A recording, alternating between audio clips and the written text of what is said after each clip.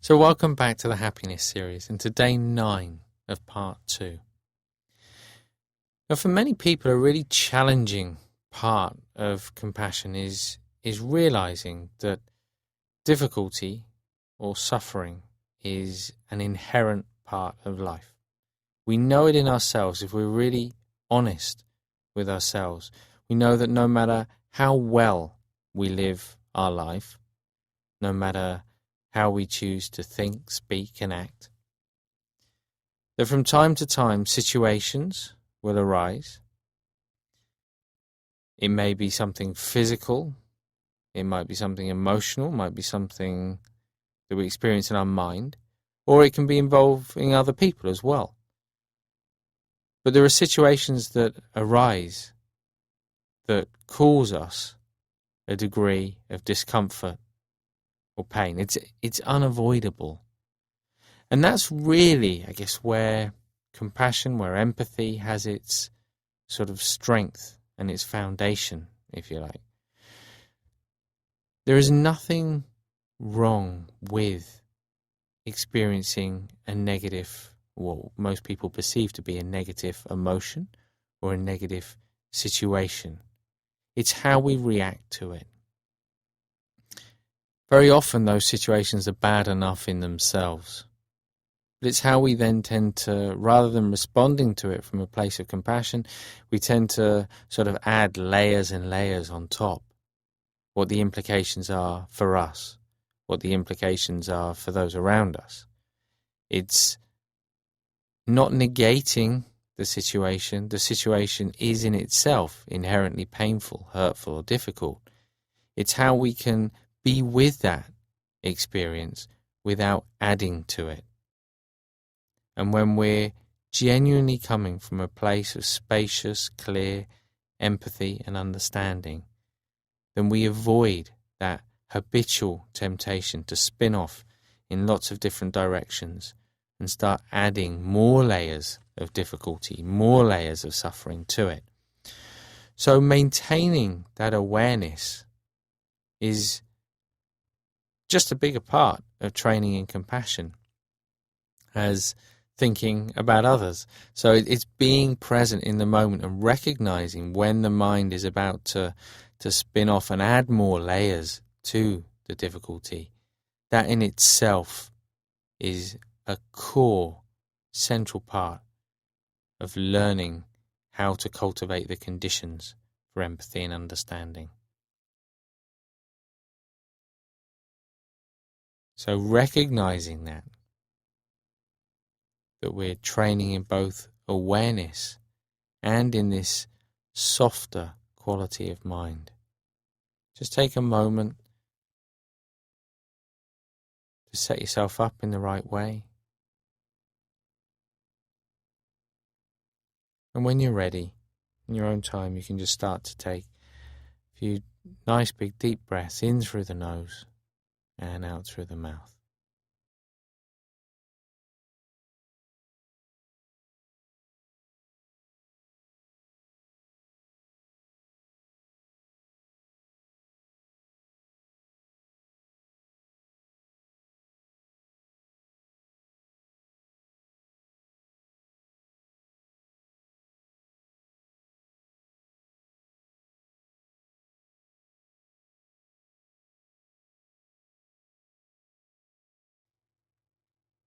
And with the next out breath, just gently closing the eyes now, allowing the breath to return to its natural rhythm.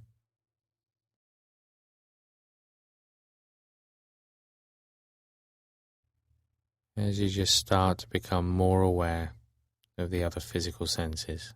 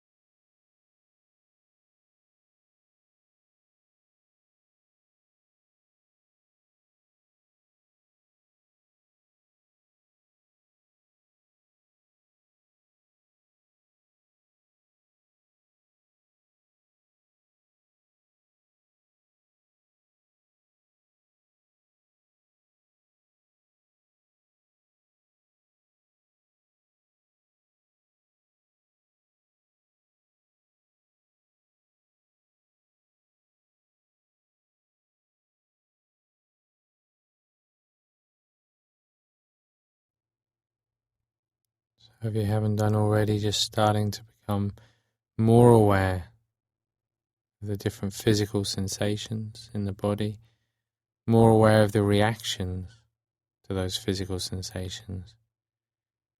And as you scan down from head to toe,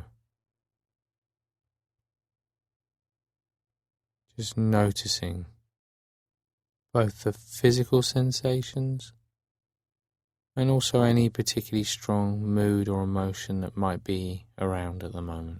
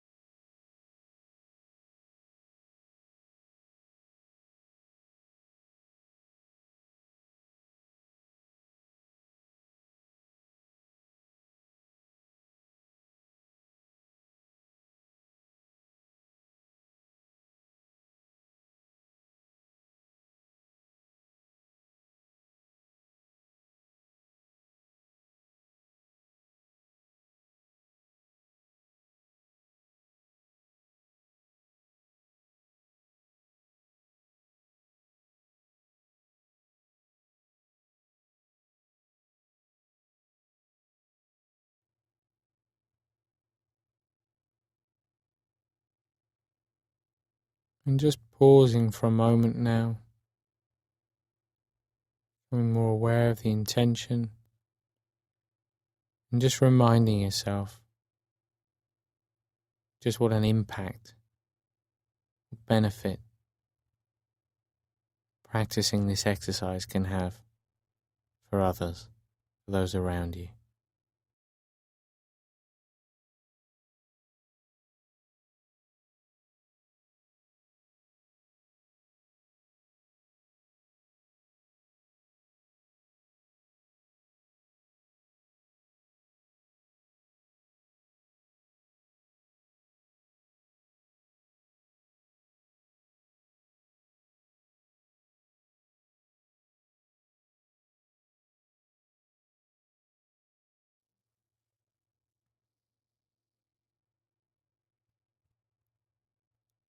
And now just allowing the attention to shift to the breath, becoming more aware how each breath is slightly different from the last.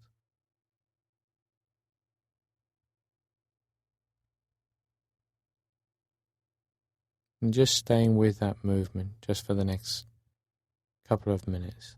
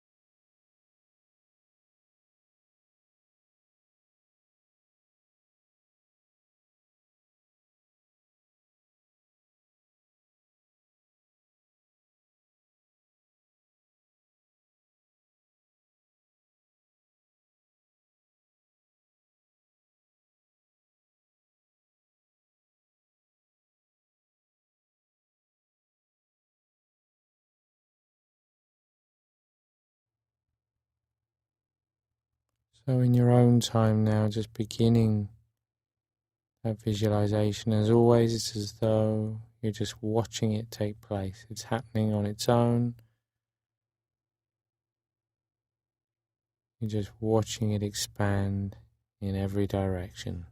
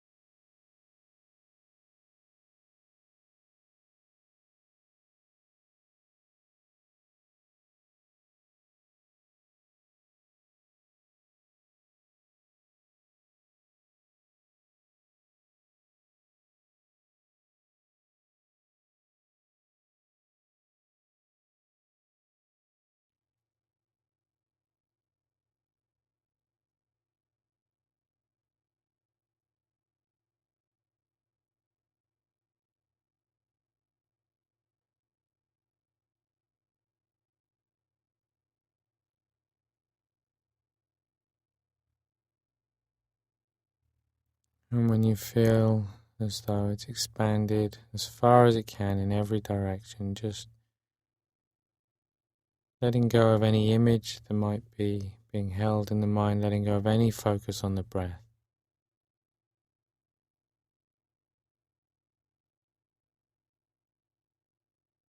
Just let the mind be free now.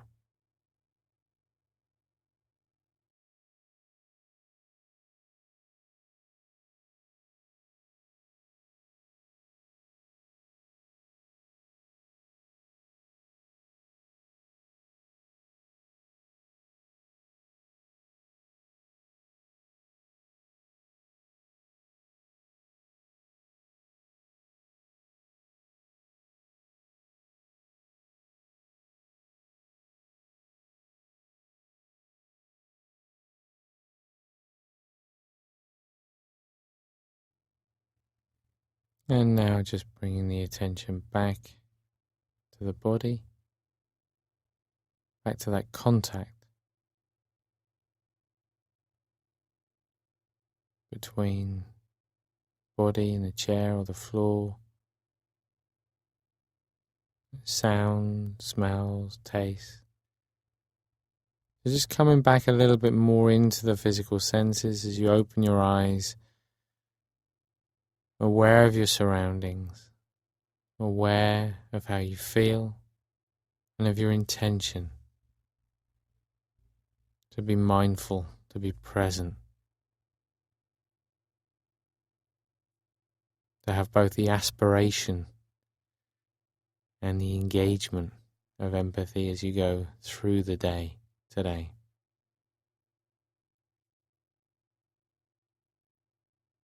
And when you've done that, you can just sit back in the chair.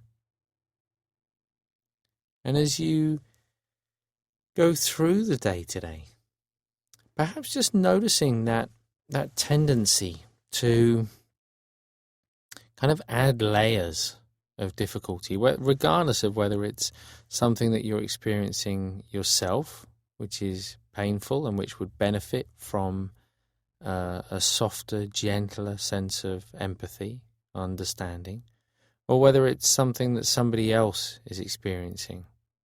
Just noticing how thought is influencing and perhaps even obstructing the experience of compassion or of empathy, how we're perhaps adding layers to it. It's amazing how often we do this, how there can be a situation which is difficult in some way in itself, but how we make it so much more difficult by thinking too much about it, by imagining what could happen, what might happen, how it could have been, how it should have been, rather than simply being present with what it is in the moment. But I'll leave it there for now, and I look forward to seeing you back here tomorrow for the final part 2, and that's day 10. I'll see you then.